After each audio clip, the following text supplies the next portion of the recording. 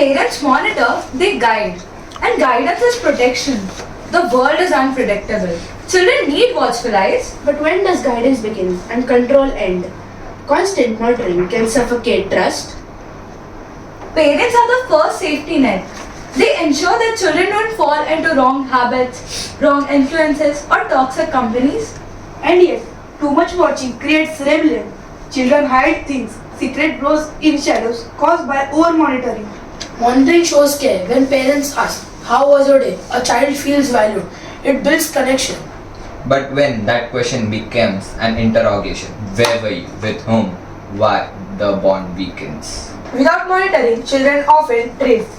They lose focus. Parents must steer the ship. But a ship never learns to sail. If someone else holds the wheel, independence requires distance. Technology alone demands monitoring. One wrong website, one wrong message, life can change forever. Then teach digital responsibility, not surveillance. Monitoring does not replace awareness. Even teachers expect parents to monitor homework, behavior, routines. It keeps students grounded. But students also need room to manage their own responsibilities. That is how maturity grows. Monitoring prevents loneliness. Some children hide their sadness. Parents can catch the sign clearly. True, but children opens up more when trusted, not watched. Presence matter more than policing. When parents monitor, they set boundaries, and boundaries keep children safe and respectful.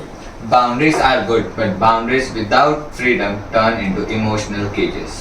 If parents do not monitor, who will? Friends, social media, trends. These aren't reliable guardians. Sometimes children need space to explore those very things to understand themselves. Ultimately, monitoring is not spying, it is a responsibility. Parents cannot risk their child's future. The future also belongs to the child. They must be allowed to build it, not just to follow instructions. Monitoring is love in action. And space is trust in action. Thank you.